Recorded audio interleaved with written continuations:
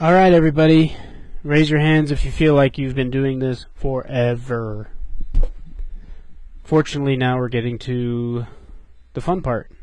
I keep saying that, but really this is one of my funnest parts for me, and that's the materials. That's a huge part we've left out so far. We've done lighting, we've done rendering, but we've just been using this override material all this time, and there's nothing on our building.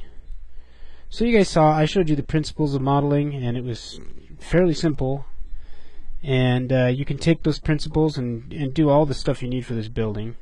I showed you just a basic setup for your daylight and for your render settings, and you can go back and look at the supplementary materials for that if you need to.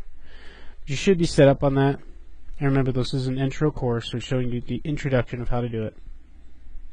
But now, let's get into V-Ray materials. V-Ray materials are awesome. You're going to love them. They're simple. They look fantastic. And even a dummy can figure them out. So, and they also render really fast. I mean, they can do everything you need, even though they're simple and awesome. So let's go to V-Ray materials. You click on, sorry, this is what I did. Standard material, that's what we have here.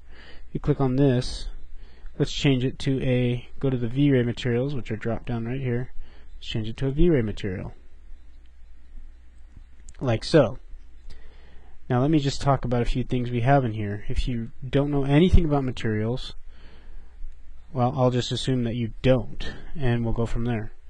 So the diffuse slot is basically giving our material the color. And you can set it to bright red, and you can see my material. If you could double click on this, it brings up swatches. Let's make it a little smaller. This is a swatch of our material so far. Super boring. It's just a red material. That's all we've done. However, you can also take this box here and click on it, and it will bring up our material map browser again. And here you can go into all the different kind of maps. There's millions of them.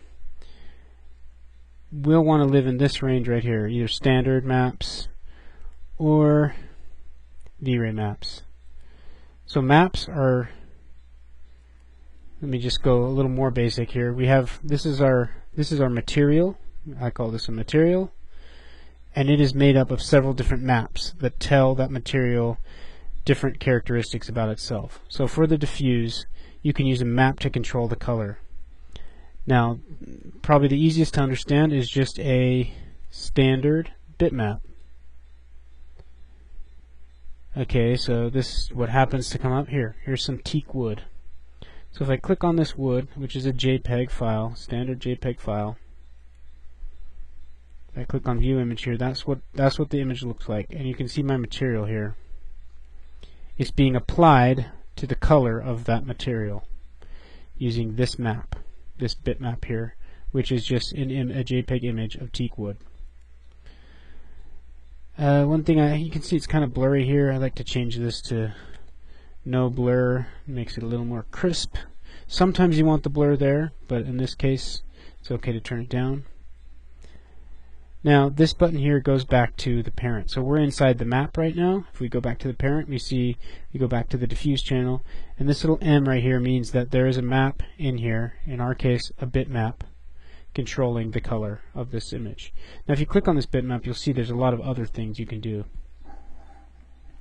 And a lot of these are just kind of procedural maps, and we might get into those a little bit later with some of our materials, but for this material we just want this bitmap. These are all different kind of maps that can control all the different channels of our material.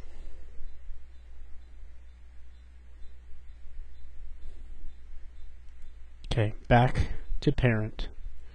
Now if you go down here, there's a drop down for all the maps in your image, because maps control everything about your material, mostly everything. And you can see my diffuse is here, and that is turned on 100% right there. If I turn it down to 50%, then a certain amount of this red color that I have here will show through. So we want the teak to be showing through 100%. If I uncheck this, then the red would show up entirely, just like that. That means I'm turning off the map. Okay, now let's go to reflection. Here we have reflection of the teak wood. And with this, you work in this value range here. Now, if you put 255, a value of 255, that is fully reflective, like a mirror. If you put 0, that means there's no reflection at all. So we want something in here. Hit OK. Now you can't really tell that there's any reflection on that wood.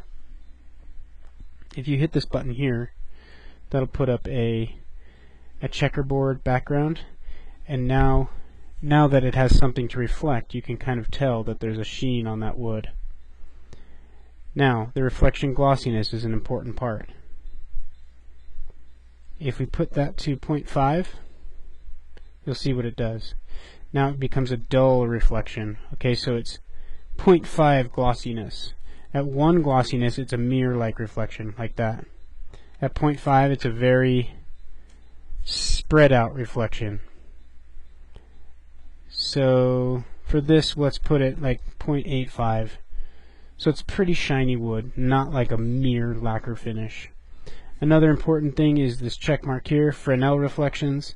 This is more physically accurate. That means that it reflects less when you're looking straight on than it does as you're looking at more of an angle here on these edges of the sphere, you can see. So it reflects less here than it does there as you're looking at it. You can use that check for most materials because it's more physically accurate, but if you're doing something like a chrome or a mirror or something that really reflects a lot, if you uncheck this, you'll see how reflective that is now. That's not physically accurate, but sometimes you want it to be like that. So for this wood, we'll just leave that on.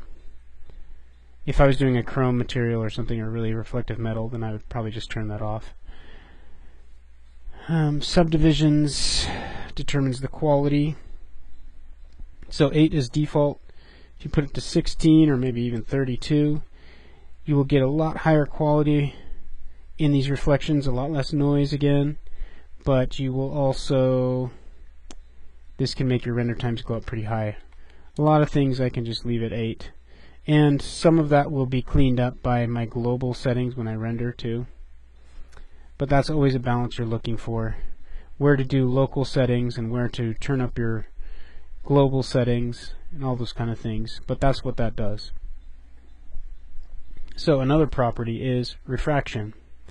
If obviously this wood is not going to be see-through, but if we wanted it to be, it works the same way. It's white, a pure white value is completely see-through, like that. Pure black value is no see-through. You can put somewhere in the middle. Now, the index of refraction is going to be an important thing. You can see that's getting really distorted, like when you're looking at something through water. So your index of refraction is right here.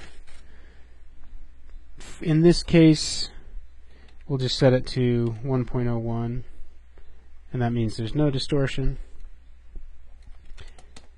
For some reason, if you set it to 1.0, it looks weird. So 1.01 looks about right. Now if you want light, if this was a glass window, so let's just turn off this. Let's pretend like we are making some sort of glass material, and this is going to be red glass. So I turned off that teak map. So now we have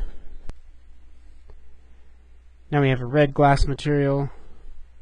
Let's see, where am I at? Okay, reflect. So glass will have a little bit of reflection on it, just like that. Fresnel reflection is good for glass. That's accurate. Refraction, let's put it somewhere here. Well, let's make it really see-through glass. Now, if you are just going to have a plain light refracting through just a plane that has no thickness, for like a window or something, you'll want it at 1.01. because otherwise you'll get major distortion as it goes through that plane. But if you actually model in the thickness of the glass, which we didn't in this case, then you could put it more accurately for the proper index of refraction for glass. which I'm not sure exactly what it is, but I know 1.6, the default, will work for that. So only if it's modeled accurately will it work accurately with the correct index of refraction. But we can fake it by just putting a plane and putting the index of refraction 1.01, like that. If I put this to 1.6, you'll see what it looks like. Now again, that would work on a window that has some thickness to the glass. Okay. Now, an important setting here for glass would be affect shadows, and that means that the light is going to go through that window. And pretty much for any glass material, you'd want that on.